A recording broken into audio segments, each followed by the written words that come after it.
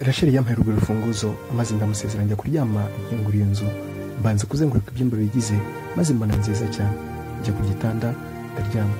Mu gihe agatotsi kari gatangiye kuza numva arakomanze. Numvise akomanze njya gukingura ahita ambwira ati wari wibagiye telefone yawe kandi umuntu yitwa Bineza yagushatse arakubura. Yo ati bite se ko wikanze Bineza se hari gahunda mwari mufitanye? Rwose ntajo ahubwo murakoze kandi muramuke. Ubwo narakinze maze ngaruka mu cyumba ngiye guhamagara Bineza nsanga amafaranga yo guhamagara yashizeho. Ngize ngo ndaguza barayanyima mbura amahoro gusa kuko nta kintu nari kubikoraho nararyamye. Nka saa 5 z'ijoro numvise telefone yanjye isonye ndebye nsanga no Bineza itamwitaba mfite ibitutsi. Ntibite se nshuti ati Samu narwaye pe. Yasha warwaye iki se nshuti? Ati simbizi ariko kuva cyagiye unsiga mu modoka nagize agahinda kenshi nkeka ko ariko katumye ndwara bikabije. Bineza ihangane n'ukuri kandi mbabarire niba aryo biteye. Ati sha nyine nta kundi ngomba kwihangana ariko n'ukuri ndarembye. Yatangiye kurira n'umunsi umukobwa mwiza ndetse w'igikundiro urayiki. Arambwira ati Samu n'ukuri mbabarira uzaze kunsura. Rwose Bineza urabizi ko ntacyo ntakora ku bwawe ariko n'ukuri byamvuna kuza i Kigali. Ati wakwihanganye se basi ukazaza ko ngukumbuye cyane koko. Erega n'ukuri si uko byanga nibikunda nzaza ngaho reka ndyame buriya na hejuru. Yaransezeye mpita ndyama. Mu gitondo nabyutse njya gukaraba mpita nitegura nsezera Rachel ati ngakira uze kugura icyayi. Yampaye 2,000. Ngenda nibaza impamvu Rachel ankorera ibyo bintu gusa sinabitindaho nakomeje akazi nk'ibisanzwe. Nari kujyana ibintu muri gare mu kugaruka numva phone irasonye ndebye bite Swine. Undi ati ntabwo ari Bineza muri kuvugana. None se ninde? Ati n'umukobwa babana. None se bite? Ati Bineza yarwaye cyane kandi yagiye kwa muganga babura indwara. Nise ncika intege ndakupa mpita ntaha kuko nahise numva ndwaye pe. Ntashye nsanga Rachel arahari umikazi. Ati none se kutashye kare Samu? Numvaga naniwe cyane. Ati nibyo Samu biruhuka pe. Nibyo ahubwo reka njye kuryama wenda byamfasha. Ati Samu none se warise? N'ukuri mwihangane basi turaganira mu kanya ndumva ntameze neza. Nese mbona ko atabyishimiye basi reka tuganire. Ati ahubwo ngaho banza ujye ku meza ubundi ugaruke twiganirire. Mu gihe ndi ku meza numvise phone yanjye isona ndayitaba. Umuntu wari umpamagaye arambwira ati Bineza ubu ari mu bitaro kandi arembye cyane. Yahise akupa ntibi nibiki koko. Rachel yahise ambaza icyo mbaye ndamusubiza nti inshuti yanjye yarwaye kandi numva mfite ubwoba ko hari ikidasanzwe gishobora kumubaho. Yahise ahaguruka arambwira ati Samu nukwenda kumva ariko si uwo mukobwa ko yaguhangayikishije cyane ni kubera iki? Ni umukunzi wawe? Nahise mubwira ko atari we. Yahise ambwira ati nyamara Samu ndabona untinze ikintu. Mu gihe ndi kuganira na Rachel numvise ubutumwa buza kuri telefone yanjye ndebye nsanga buturutse kuri Bineza. Ubwo butumwa rero bwaragiraga buti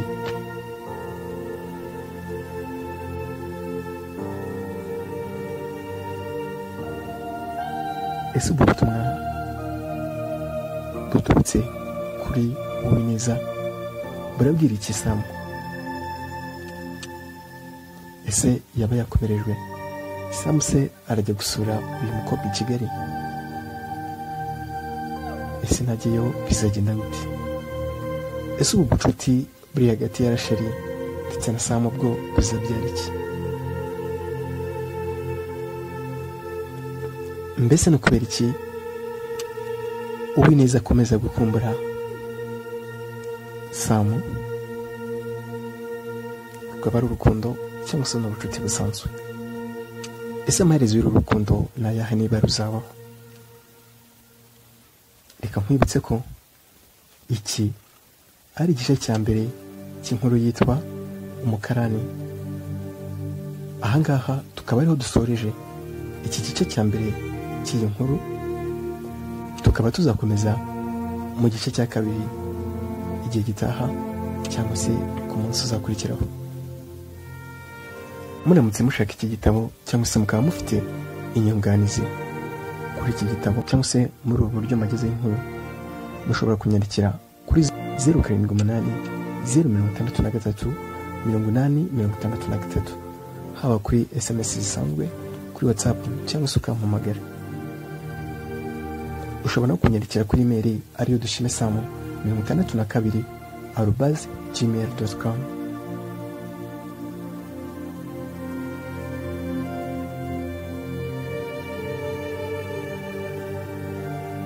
Yego, kugira ngo rero tuzakomezanye, wakora subscribe kugira ngo utazacikwa.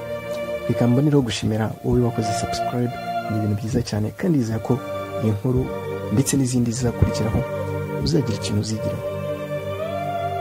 Reka ngusabe ko ibibi byaciye muri iyi nkuru uzabibyaza ibyiza cyangwa se ukabisimbuza ibyiza.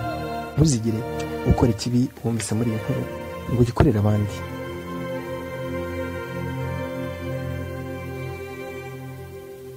Kandi ikindi kintu wenda navuga kuri iyi nkuru, ndagusabye niba uri umubyeyi jya wita kuri abo bana bawe, umenye uburere ubaha ndetse umenye n'uko baraye.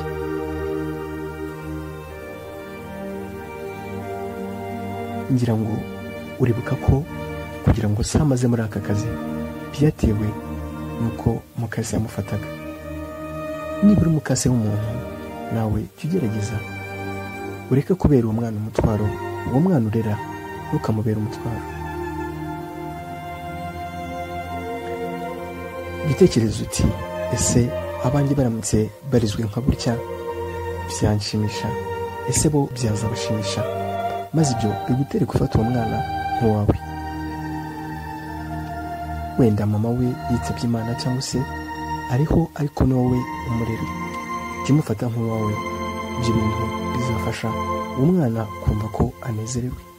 Wenda ubu buzima Sam ari gucamo ntiyari kubucamo iyo mama atitaba Imana cyangwa se iyo mukase aza kumufata neza, ariko murabyibuka ibyo yagiye amukorera ariyo ntandaro yo kwirirwa mu kazi k'ubukarani.